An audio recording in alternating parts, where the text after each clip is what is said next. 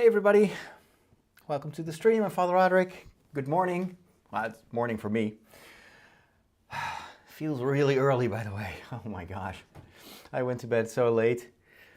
And even though it's 9 o'clock here in the Netherlands, it feels like it's 6 o'clock in the morning. But, well, at least we've got Star Wars to wake up to, so that's good. I hope that you have a wonderful day wherever you are. I hope it's not in the middle of the night for you, like the people on the East Coast. I don't know why Disney does that to the American audience, you know, dropping a new Star Wars episode in the middle of the night, literally. Even for those of you that are on Pacific time, it's still midnight. So, gosh. And Michiel is here. He's in England. So that's 8 a.m. So it's even earlier. Kai says, let's go. Yeah, I'm ready for it. I'm also a bit worried because I launched all these new theories about where the story would go next, what would happen next, and I have no idea. Wait, gotta get rid of this. I have no idea if that's going to be invalidated today already. Aloha Nalani. Wow, that's a hard screen name, I have to say, early in the morning. But I'm also really looking forward to the episode. Let's see if it's already there. Yep, it's there. It's waiting for us. I love it when they are posting this like a few minutes earlier. Feels like you have access. Just this little present of having it 2 minutes earlier than Santa Claus had originally announced that he would bring the episode. But I still have to put some things in place. I'm going to put the stopwatch here on the screen for those of you that are watching afterwards. Of course, you can. We'll do a countdown, a verbal countdown, and then I'll press the timer so you can sync up the episode. What I'm going to do is I'm going to put the episode here right in front of me I've got 2 monitors in front of me. Here we go. Oh, that's what I assumed. I've got the audio still running on the PC speaker. Of course, I need to transfer that to this. Yeah, that should probably do it. Now, of course, I don't know if it's loud enough. It's always a bit tricky to work with 2 computers at the same time. So I'm streaming from a laptop, from a very old MacBook Air. I think it's like 8 years old. It's incredible that I can still do this. But I'm running the actual video of the episode on my PC, so I can separate also the audio, because I don't want the copyrighted audio from Disney end up in my stream. That would be a real problem.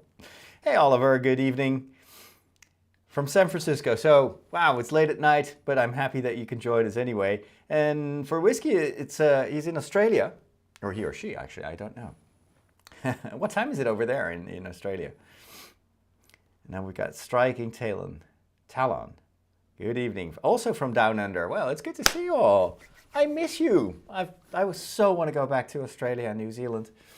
Hopefully, maybe by the end of this year. Oh my gosh. I miss the place, but I miss the people the most. Okay, it's 9 o'clock, which means that we are good to go. I'm just going to do a very quick check, as I said, of the audio volume. Then we're going to do the countdown. I hope you are ready and have the episode in front of you. Of course, I need to get my mouse on this monitor. Let's see, is this loud? Yeah, that's okay. I can up it here. There we go. Just add this a little bit.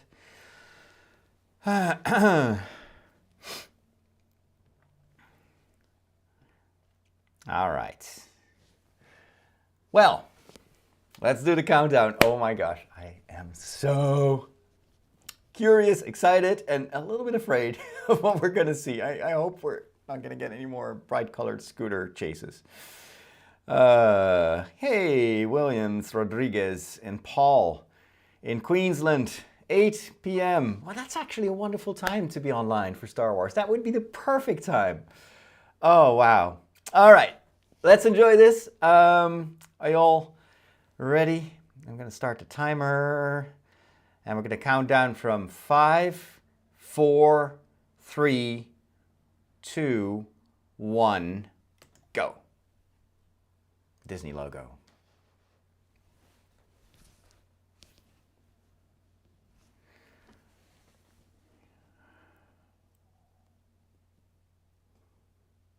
Now that's the conflict of last week with the killing of the chief of the Tusken Raiders, the Nikto clan, or the Nikto gang, as showing us these signs to make sure that we believe that it's them, but I still don't know.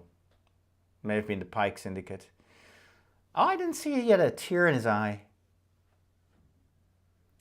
Ah, we get the family division of Mos Espa again.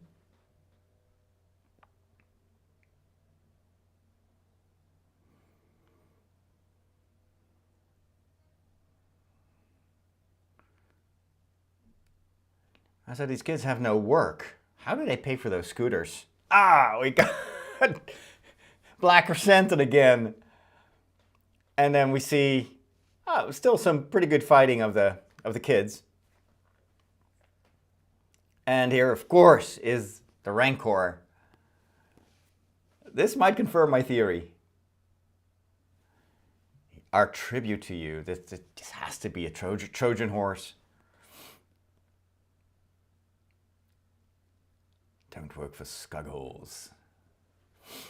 So I think Black Chrysanthemum is going to join Boba Fett in the end. Here we go, here we go. Lucasfilm logo. So they did put in place everything from the last episode, but the scooter race. Or the scooter chase. Good thing. And the one that we haven't seen is the assistant of the mayor, who I think may be behind this or maybe collaborating. He's a typical Bib Fortuna type of guy. Okay, we get another flashback at the beginning of the episode, probably. Early in the morning, the suns are rising.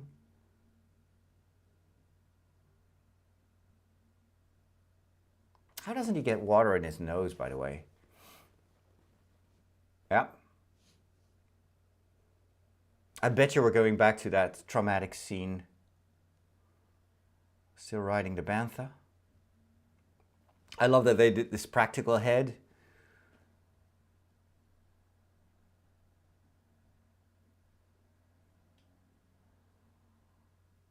Well, this may be before the slaughter, don't you think? Some remains. Oh, that's a cool reference to A New Hope with the Krayt Dragon skeleton on the hill. Interesting. This is the first time that we see him walk up to Jabba's palace. Hey, wow. There's an entry there? I never knew that there was an entrance that low. Don't think we've ever seen it before. Ah, we've seen those guys before, and also in Jabba's palace, right? This may have still been maybe under Bib Fortuna? Or is that just the general gate? We never saw the... Oh, that must be it. That's like the front door. But we only see it in close up. I don't think we've ever seen it from a distance. I'm confused.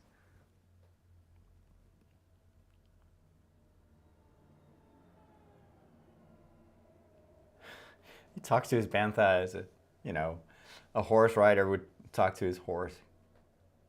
Girl. Hey, 3 moons. You see that? That was awesome. Also, I don't think we've ever seen that before. He's eating some kind of bird. Or maybe it's one of those critters, the small ones.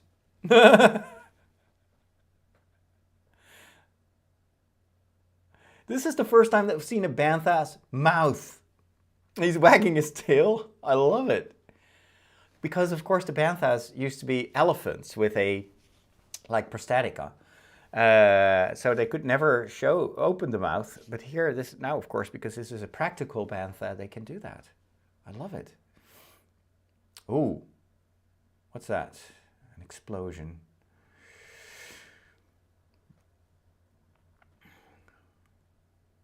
Is this fighting going on there, or is this like a signal, a distress signal? It looks like a flare.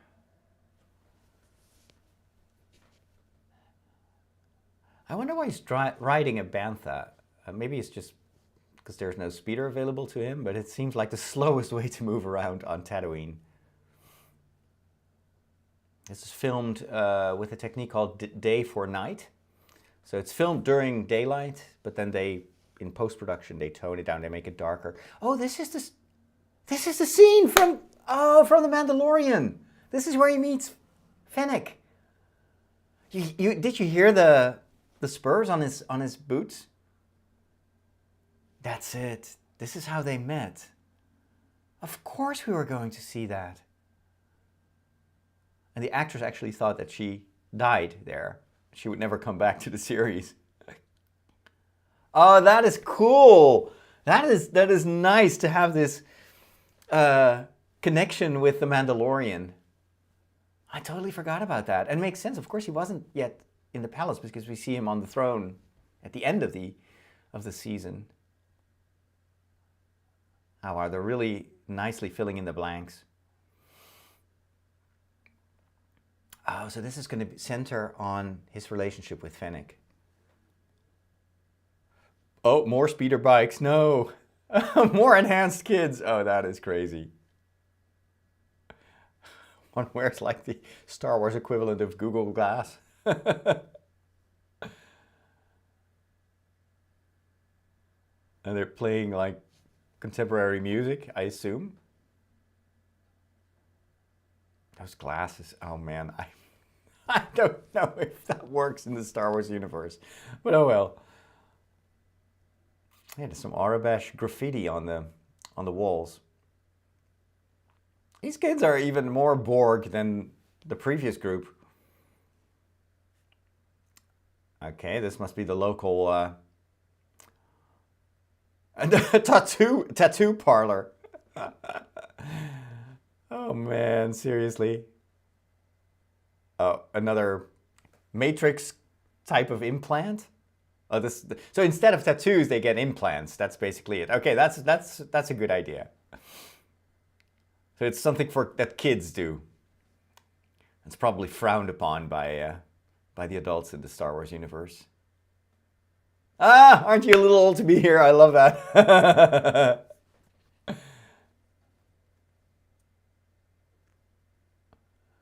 So yeah, enhancements are for youngsters. Oh, maybe she gets implants, don't you think? To save her life? And of course, money buys everything. I love the retro tech. You see these little video screens they have the graphics that are very similar to the ones in A New Hope, which back then was like super high tech. And now it's insanely retro. Oh, he's got like colored fingernails, just like a lot of the kids nowadays have. It's funny how these trends are just kind of flowing over into the Star Wars canon. Oh wow, he's got some interesting Borg technology. Is that his arm? Oh my gosh. Luke really got the low budget version of his hand, if I see this. Yeah, so she gets like prosthetics and everything? I had no idea. What part of her body is he working on? This is also a classic, like montage. Oh my gosh, her entire innards are replaced by machine. Blue and red blood, I assume, or synthetic blood.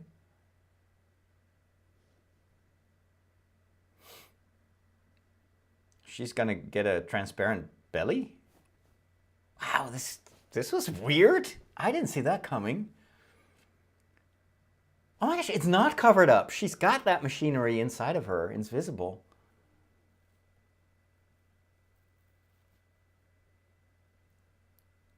That may explain why she is so strong.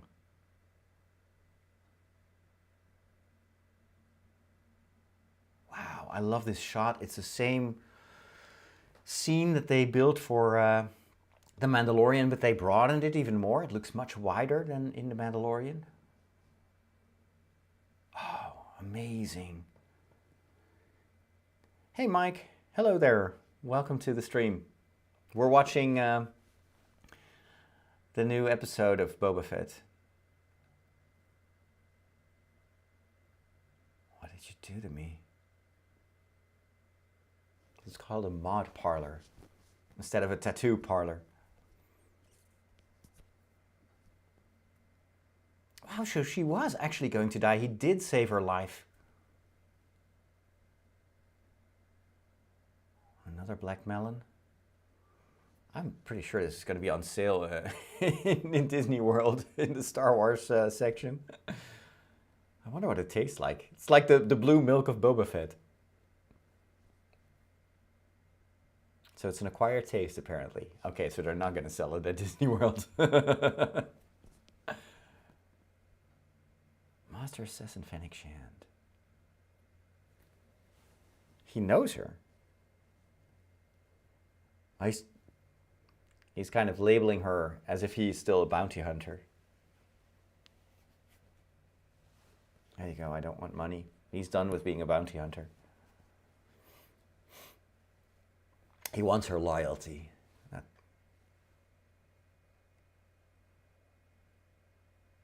Oh, that was really good acting. I'm Boba Fett.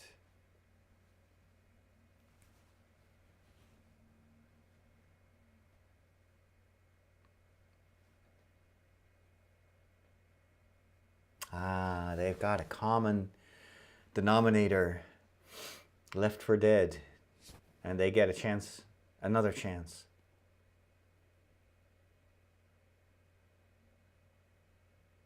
Oh. This is, so he blames himself for the massacre. And she is not buying it. Like speed bikers and Tuskens, that's unlikely. That's what everybody thought, I think. The fire spray gunship, that's how they call the Slave One now, I guess. So this may be the episode where we're going to see the formerly known as Slave One. The fire spray, by the way, is the type of ship.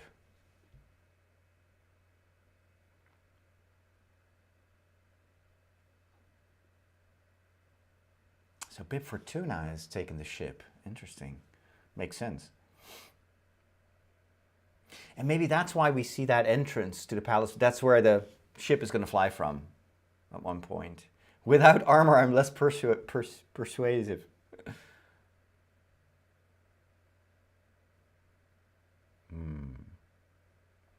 Still an economic transfer here of goods. She's going to help him, and then she will have paid her debt. So she's still in kind of assassin / bounty hunter mode. They're riding the bantha together. I love these shots with the banthas. All new shots of the location of the palace and how everything is located and situated. Maybe this may have already been known for, in like artwork, but I've never seen it on screen. This is a more advanced type of visor compared to the ones that Luke Skywalker is using and the Tusken Raiders. Oh, this is inside her the telescope on top of her gun.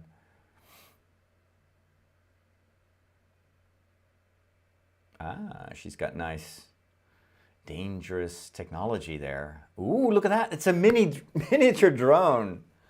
It's like a tiny little Smurf Death Star. How cool. Oh, this is great. Oh, wait, this gate is going up. So no, this is not the main entrance. This must be the hangar. I don't think we've ever seen this. I love it that we get to see more of the innards of the palace. We've only seen the Rancor pit, but obviously such a big place. These are the dungeons. Oh, cool. Oh, I love it. We get them. They are still wearing their armor instead of being bare-chested like we saw in this series. So maybe Bib Fortuna just didn't like his guards to be bare-chested. Or maybe it's during the night. That's also possible that it cools off really a lot. And it's kind of more comfortable to wear armor. I love how they make these connections between Boba and the animals. That was amazing. Oh, that is so cute. I think this is setting up his relationship with the Rancor later on. Make baby panthers. It's like God in the Garden of Eden, you know, go and multiply. Go forth and multiply. So again, he sets this animal free. That is his vocation. He is a liberator. He sets free the Black Chrysanthemum. Now he sets free the Bantha. I think he's also going to set free the Rancor. And he's going to set her free as well. I love it. So he doesn't want any relationships that are based on commerce, on money.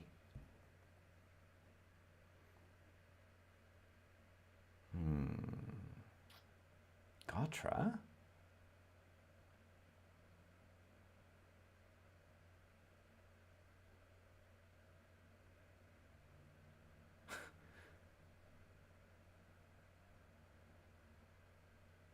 This shows why these Tuskens are so important to him. So, are we going to see them back? I'm starting to get a bad feeling about this.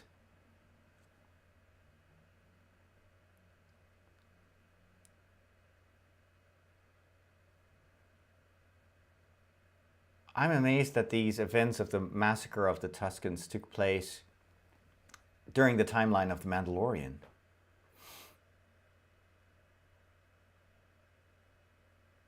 It gives more depth to his appearance also in the Mandalorian because he has already gone through all that. We didn't know at the time. Oh wow, look at that. There, it's sitting there in the dungeon. Oh wow, look, I love how they show us how big it is, this place. We've never seen this before, but this is amazing. So it's called the fire spray. I'll need to get used to that.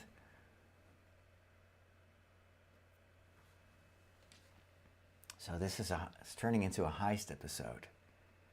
I don't know about you, but I'm really liking it so far.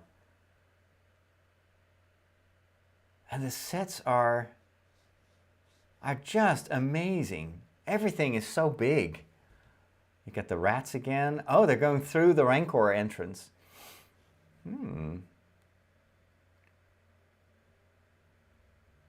She's got some really nice burglar tools there. Cool.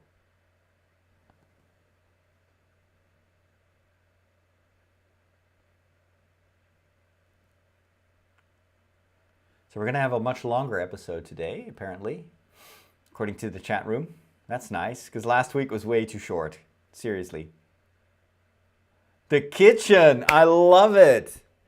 Oh, and maybe... Oh, look at that one! I love that droid with all the knives, all the hands. Oh, that's amazing. And we've got the other one who does the intake in Jabba's palace in Return of the Jedi. And now he's now just confined to the kitchen. Oh, this is so cool. The chef droid. The sous chef droid. Oh my gosh. So it was the sous chef who did the intake. When 3PO and R2 enter the palace. Or maybe it's just the same type. Bang.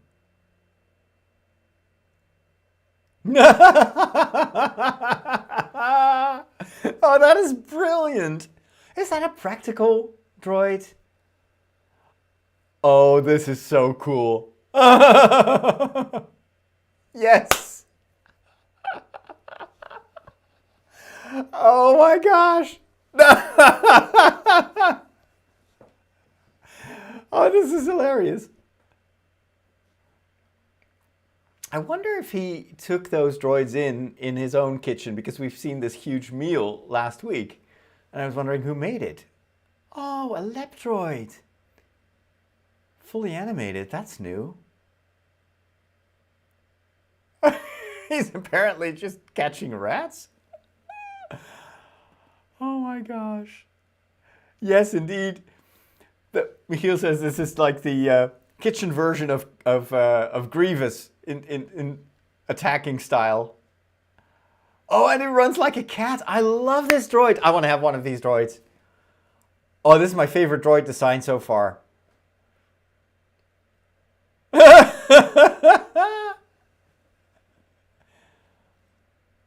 This is practical. I wonder if it's puppeteered. Uh-oh.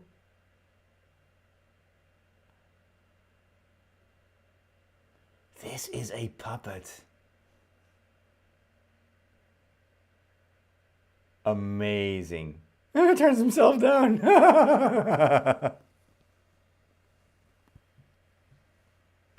Oh my, this is amazing.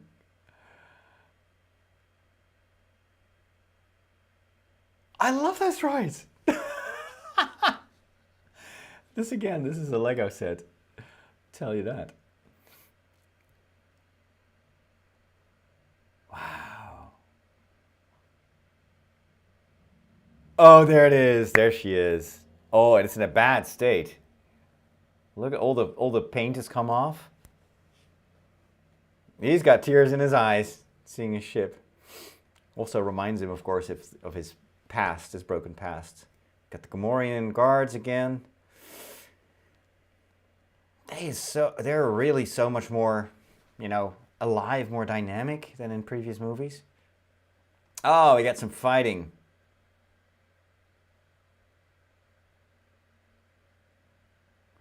Okay, these were pretty easy to take down. I did expect a bigger fight.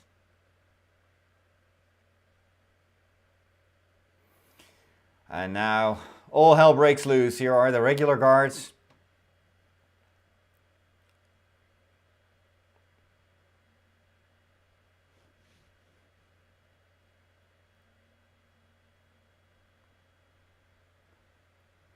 This could be, any action movie, action television series.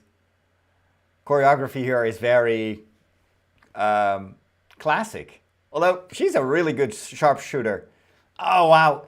Man, he's running into the ship. So I thought the ship was just CGI. But I think it's a set. Or it's a physical ship. That'd be amazing. Oh, this is awesome. He's going to fly it. Oh, another gonk with a four-legged gonk.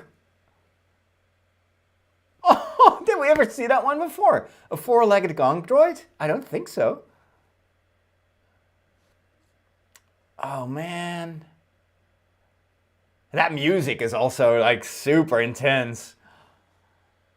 Oh, wow.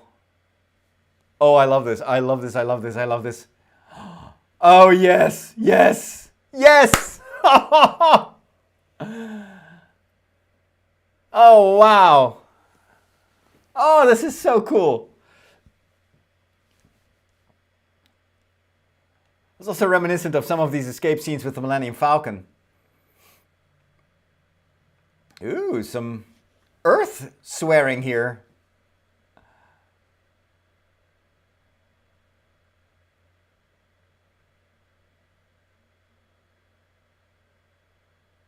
Whoa, that's some really good fighting choreography. Oh no, no, don't destroy the ship. Careful now. This is so well done. Oh my, just look at that. Just look at the size of that thing. Oh man, his guns are jammed. This looks so cool.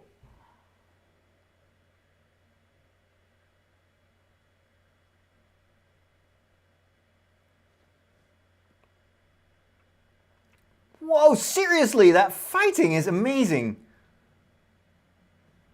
I think fans are going to be very happy. I am. Wow, as he shoots open the door. There we go, there we go. Yes. Oh, that music. Oh, I don't think we've ever seen the fire spray this cool. Look at that shot. Look at that. Oh my goodness. That was awesome. Next time. Ah. She's going to stay with him. Still in good shape, a little rusty. He's talking about himself.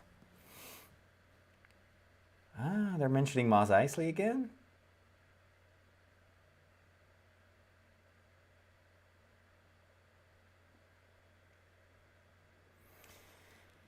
Where do you like to be dropped?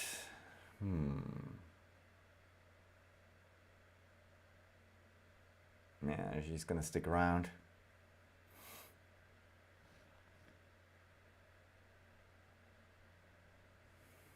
I like it. They're a team now. Oh, that shot. Oh, so beautiful. Oh, wow. Oh, here's the Nikto gang. That's, of course, the first score he has to settle. So he's gonna take revenge. I was so hoping that we would see how the kid and the female Tusken warrior got away. Maybe they're still going to do that later on, but this is first him settling the score. Oh, he's just completely going to kill that Nikto gang. Wow. That's more violent than we've seen him ever before in this series. He completely eradicates the entire gang. We're not even sure that they did it. Fennec, doubts it. And that was the biker gang. So maybe he killed, well, they're not innocent. We've seen them beating up that moisture farmer before, but still. These shots are just insanely cute, insanely beautiful. He's back. He's back at the remains of Boba Fett's ship or barge. No, he's gonna kill the. He's gonna kill the Sarlacc. Oh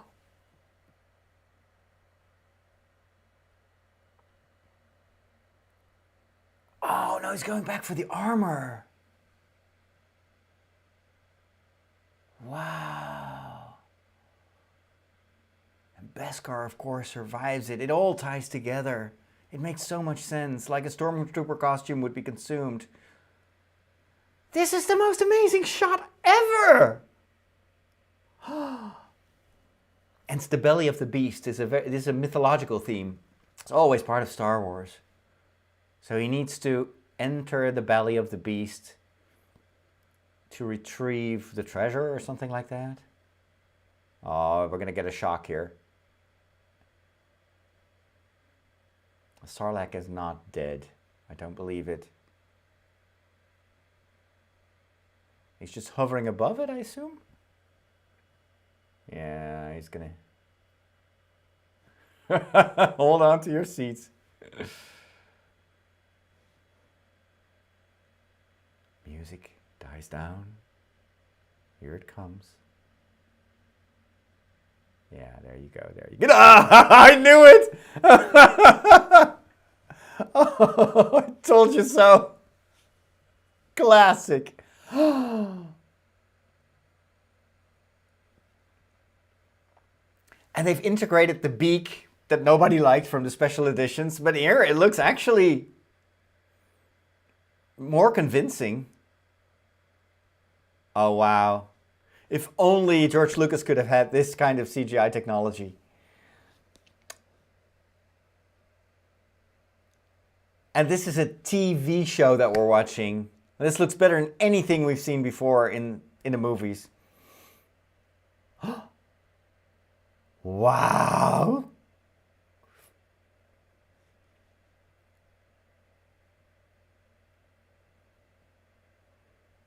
It's true what C-3PO said, you know. Victims of your mighty Sarlacc. Oh, he's eating up a bomb. That's it. Final. Boom. Oh. They killed the Sarlacc. I don't know exactly how that works, you know, physically. because the propulsion is on top and he's flying upwards. So I don't know, anti-grav technology. That was definitely the best looking sequence so far in the series. I think it's, you know, the train sequence was amazing. This definitely is on par, maybe even better. And now that he killed the Sarlacc, he can go into the belly of the monster, look for his armor. But he didn't find it. Oh no, he's been in there again. Of course, he's burning from all the digestive juices. Ew.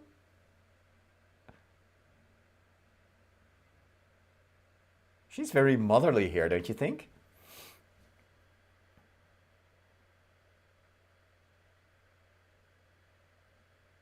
Oh, they're going to tell us how he got the Bacta tank.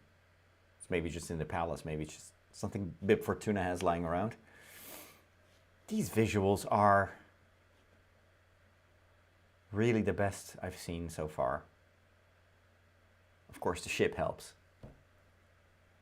Man.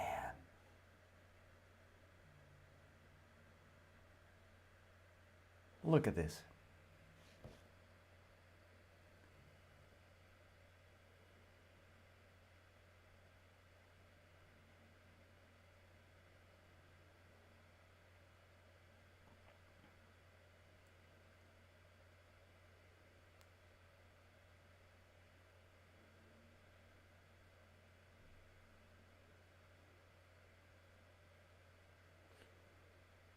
This shows the evolution of his character. A lot of fans don't like it. They want Boba Fett to just be the same. This is storytelling. I need brains and muscle. That's a pretty good compliment for Fennec. I work alone, that's what she's saying, basically. Just like Boba Fett used to say.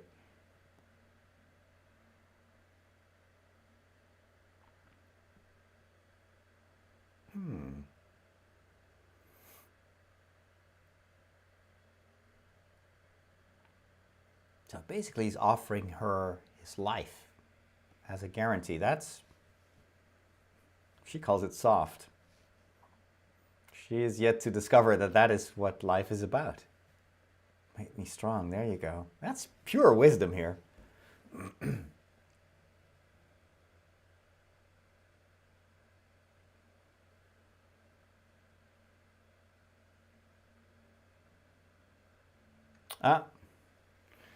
Some flashbacks from The Mandalorian. Yeah, we don't need to see that a second time.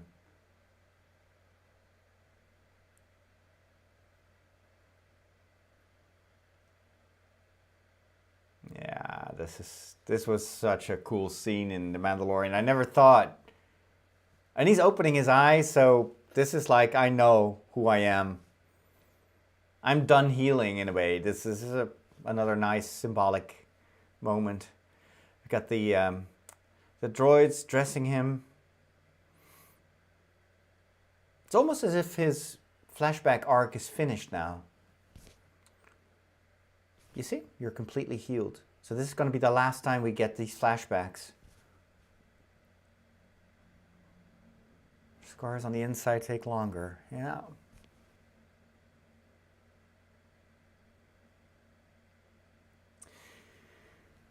It's interesting that this healing process ends exactly at the midpoint of the series.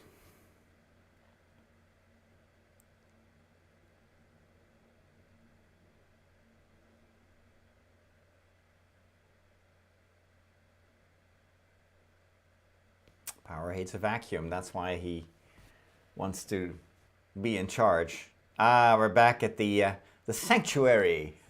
I love this place. It's so colorful. Costumes are amazing. I love Rex dealing the cards.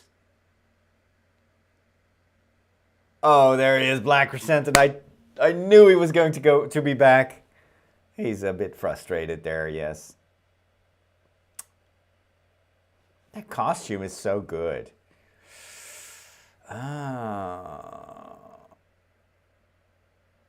I think he's jealous of their happiness. He's just drinking.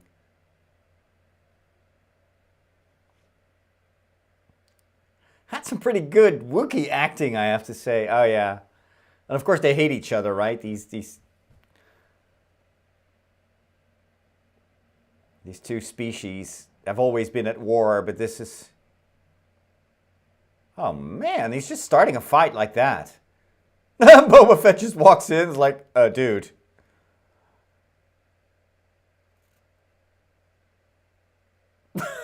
It's like, okay. Some cool new aliens that we haven't seen before. Of course, Boba doesn't know what happened, but I think this, again, maybe this illustrates what he said. A vacuum is dangerous because now it's Black Chrysanthemum who's stepping into it. Oh, glorious. I love it. Totally in control. Oh, she knows Black Chrysanthemum. She's talking to him as if he is a Klingon. This is what Klingons would like to hear. You're knuckle dusters. More feared than blasters.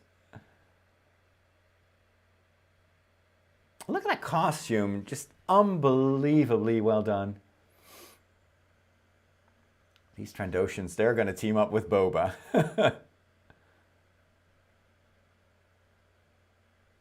He too, he's got to leave the past behind.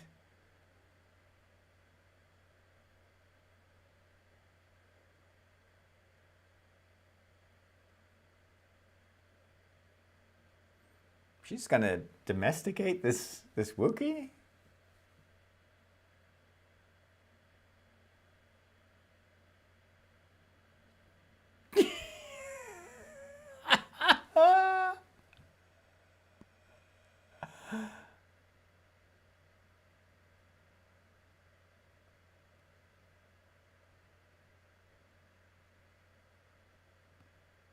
It's just insanely well done, this. The writing, but also the liveliness of his face. Oh no, we still... No, oh, we get another dismemberment. Classic Star Wars. You're in a cantina, we need to see some arms cut off. Huh. Did he just pay off his debt? Nah, he's not going to change his life. I love it that you have these Japanese, like, entry, what is it called? These pieces of cloth that you walk through. And there's Max Rebo. So these cantina owners, they're so used to fights like this. At least he didn't attack her. Yeah. I was like, he's gonna hire him. I like it. He knows that he has a debt. That was cool. I knew that they were gonna team up. It's just too good of a combination.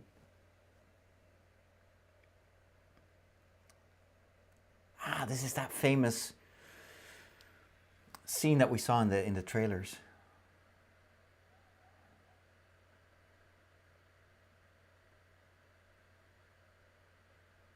This is definitely like one of those mafia tropes.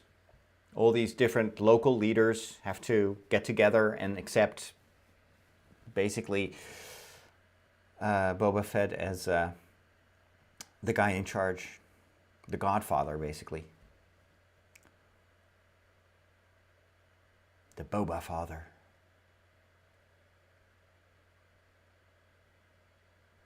I love how they play with what motivates them. You know, you can be rich again, you will thrive. It's not like you guys are bad and we're the good guys. No, it's like what works with you.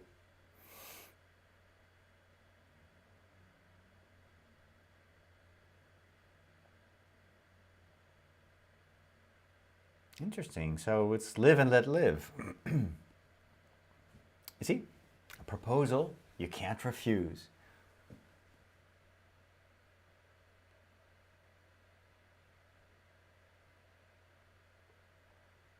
Okay, so this makes it clear that the Pikes want to use Tatooine for their spice trade. So it's all about drugs.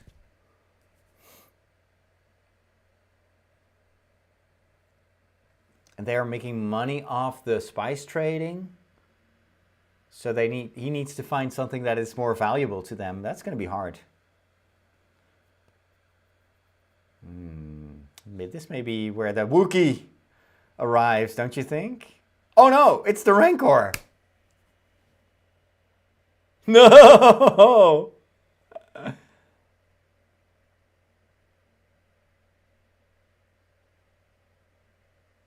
Wow, okay. No Trojan horse then.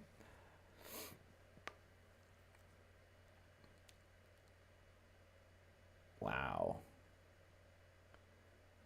They're sitting on top of... Oh, that is brilliant. He could have killed them right there and then by just opening the floor.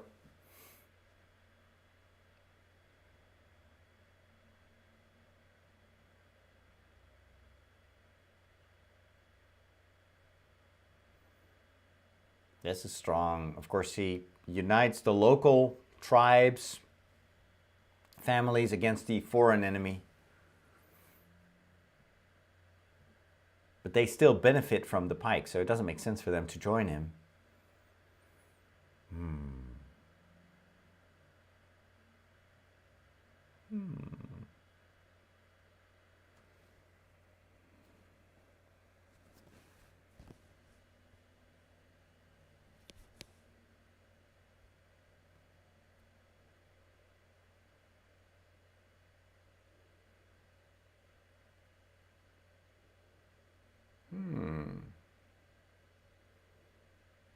He's really lowering the price here. This is a negotiation. Just stay neutral. I will make everything safe. You don't have to fight.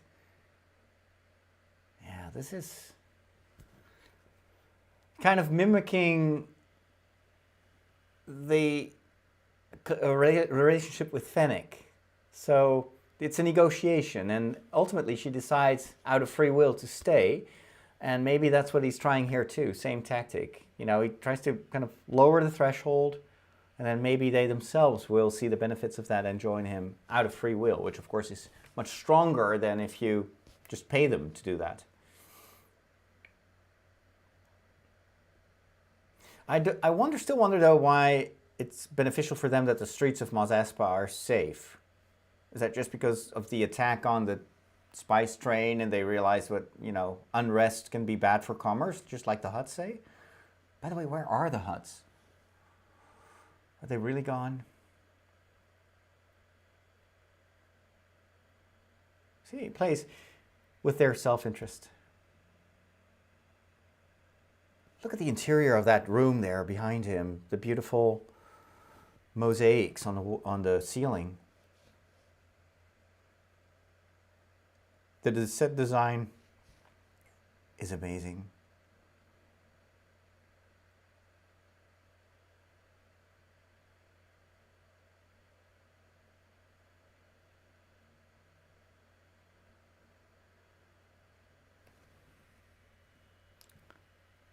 That sounded like The Mandalorian.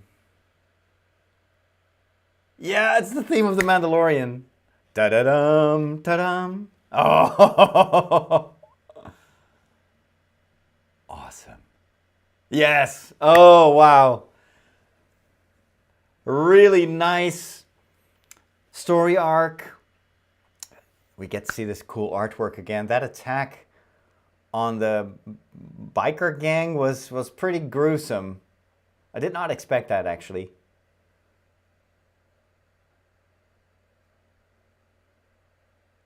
Maybe we're just complicating the story too much. Maybe it's just they did kill the Tusken Raiders and kind of sets up this episode.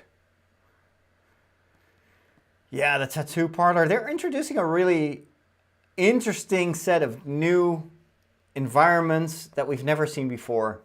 And also kind of storytelling tropes with the mafia scene and uniting the families, all the negotiation taking place on various levels. And Boba Fett has a really good sense of what makes people tick. And this episode, for once, did not feel too short. Probably because it wasn't, because it's running for 45 minutes already. Oh, wow. That's another... Here they put the exit of the palace, on the upper floors. I'm glad they didn't go for that. This looked more natural to have it in the dungeons.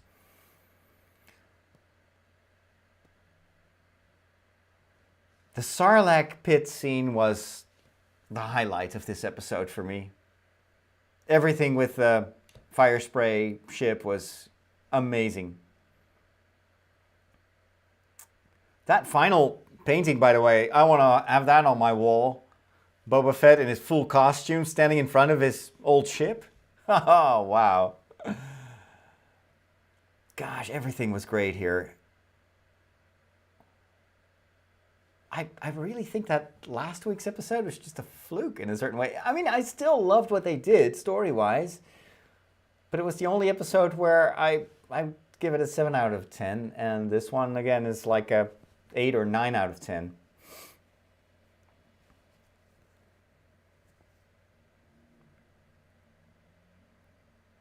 Yeah. I wonder if the music is different every time, because this sounds similar but not the same as the end music. Maybe it is the same.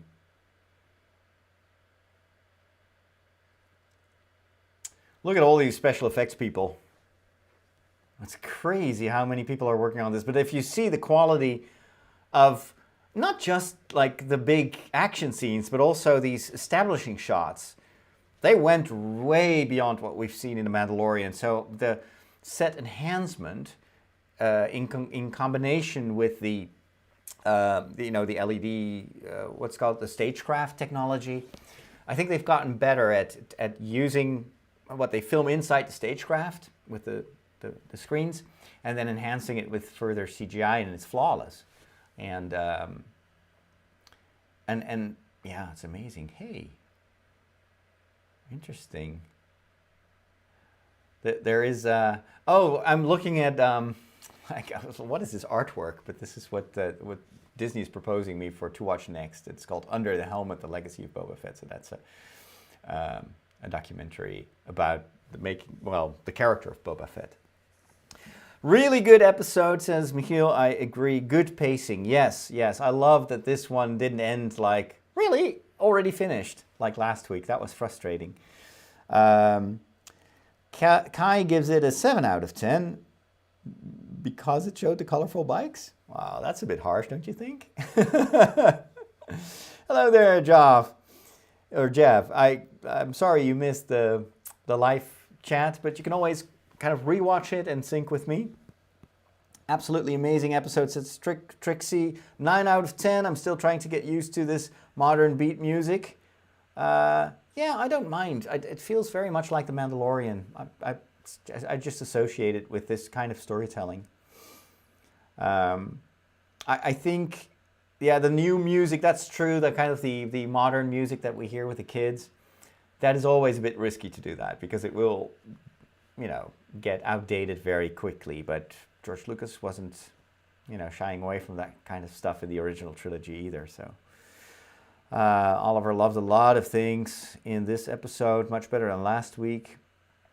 The concept art is amazing. The Hutts are on Nal Hutta, their home planet, says Kai, but that's what they said. But even Fennec says, I don't believe that. She's always very skeptical. She's like, this is a bit like Mulder and Scully in the X-Files, Like, she is always the skeptical one. Like, really? Was it the Nikto gang who massacred the Tusken Raiders? That's unlikely. And I think that's, if you set that up like that, I think it's going to be paid off. I think later on we will discover that wasn't the Nikto gang. However, they did got all massacred by Boba. So that was a bit dark side-ish of him, I think. On the other hand, it's, still showing that he is to be feared. It's also, him picking up the role of the mafia godfather who wants the streets to be safe, and while these guys were making everybody feel unsafe, and they were attacking other people, so it kind of makes sense that he attacks them. It's just that you kind of, Well, if they would do like a bringing him in front of a judge or something like that, that would not be, people would get upset about that as well. The sonic mine to kill off the Sarlacc, that was brilliant. Oh yeah, they killed the gonk, the four-legged gonk. That was sad. It exploded. Oh man, that cat droid was just the best thing ever in droid design. All the droids were great. I love that we saw the kitchen. Oh man. Mike says, you're making this fun. Well, I don't think I'm necessary to make this fun. It was really, really a fun episode. I love that they went for 45 minutes. In fact, I heard that for the upcoming Marvel series about the Moon Knight, every episode will be 45 to 50 minutes. They'll just do 6, I think. But I like that. It's just a good duration. 25 minutes, 30 minutes like last week. It's just too short. Especially because you've got these long, recaps and then this very, very long credit scene. There's not much time left. Maybe, this could be a theory, maybe they cut out a lot of the stuff of the chase because it wasn't good enough. That's possible, actually, that they had to cut a lot of stuff because it wasn't the quality that they wanted. That could explain why it's such a weird, short episode. I'm just reading through your comments here. So we learned that Fennec is part, machine now, because she was shot in the stomach. I still thought that, it was her innards, like her digestive system seemed to be replaced as well, yet we see her eating when she is at the table with Boba, and she's even encouraging him to eat. So how does that work? I guess they must have created an artificial stomach because the rest of the tissue, of course, is still organic, so it needs to be fed. So yeah, I'm sure that there's a biological, in-universe explanation for seeing her eating. It's just, I don't know how it works.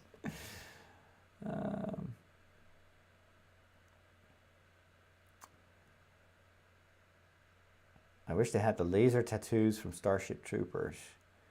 Yeah, maybe. I still like that it's kind of just this thing that the youngsters on Tatooine do, or maybe it's just localized Mos Espa stuff, because Mos Espa used to be a very rich city. So these kids kind of still, they come across as spoiled kids that are now without work, but they still have money probably. And that's why but it's a little bit, everything is a bit jaded and faded.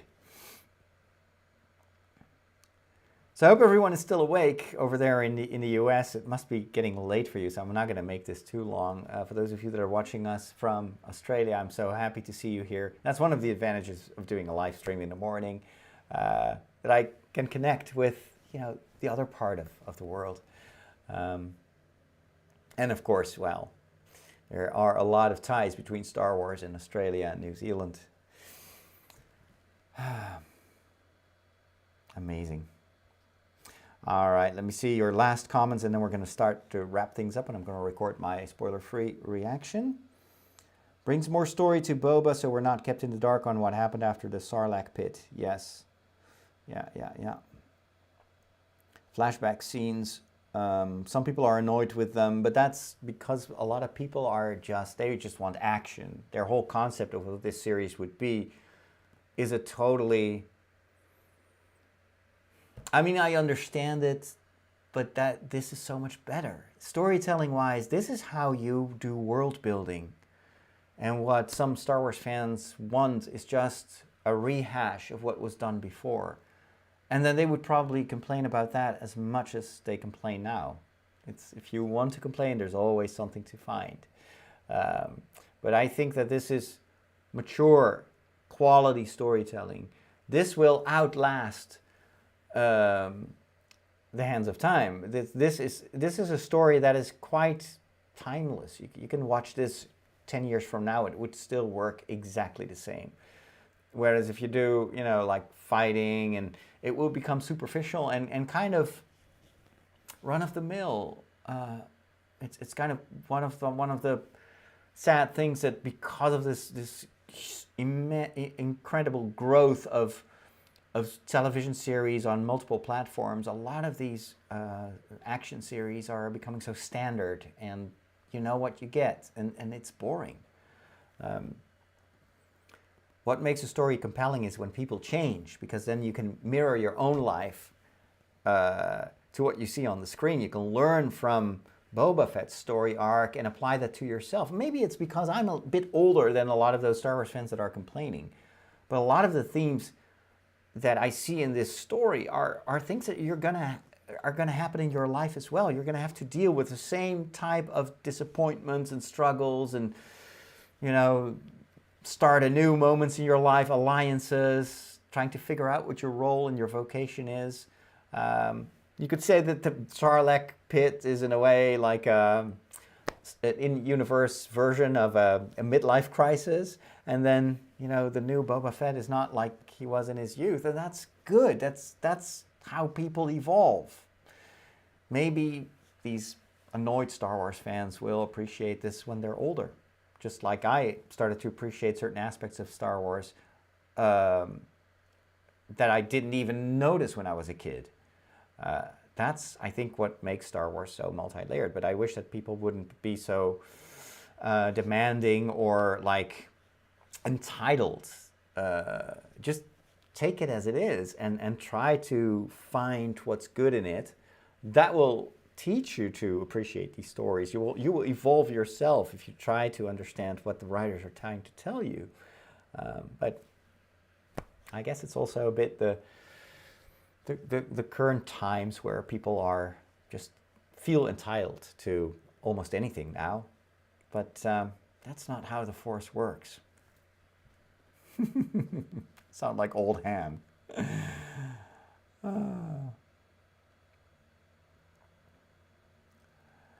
Joe says the episode was fantastic. Loved when he mowed down the speeder gang for revenge. Yeah, I didn't like that.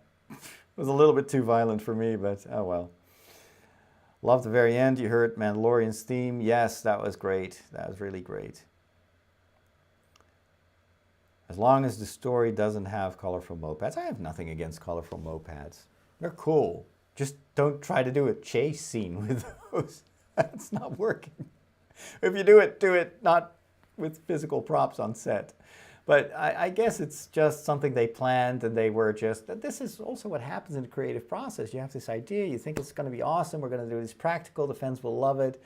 And then when you finally see the dailies that you shot that day, you're like, oh my gosh, how are we going to make this work? Because it's not just turning out the way we expected it. And if you do like these CGI, they do CGI animations of every action set before, but it looks a bit clunky. So when you're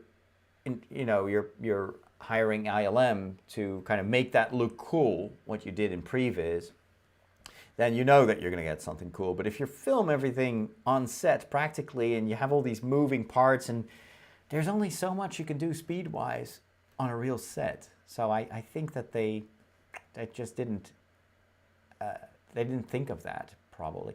And that's why I think the Slave 1 / fire spray scenes work so well. Because you have a practical set, but it's just a cockpit, and the rest is CGI.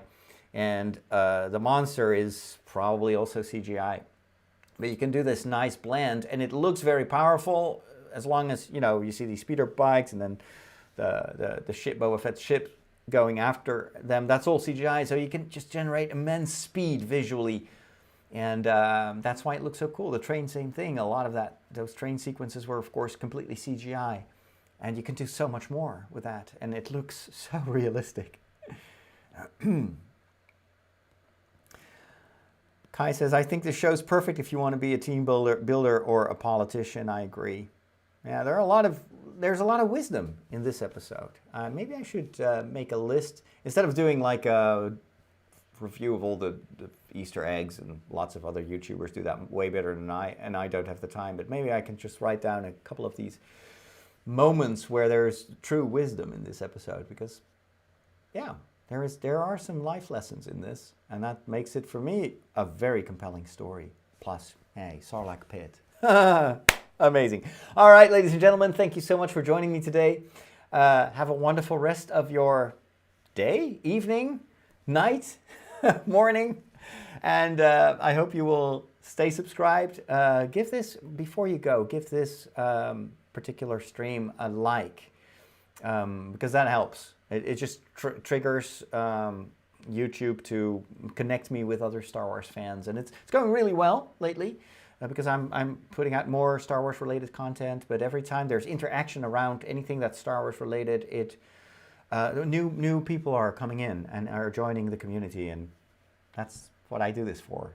I feel a bit like Boba Fett is like gathering all these Star Wars tribes and bringing them together and try to find unity between the Star Wars fans. I just need to hire more muscle. All right, but have a good time. Thank you for joining me today. It was a total pleasure, and thanks for being a part of the community. These are fun times to be a Star Wars fan. All right, talk to you later. May the Force be with you.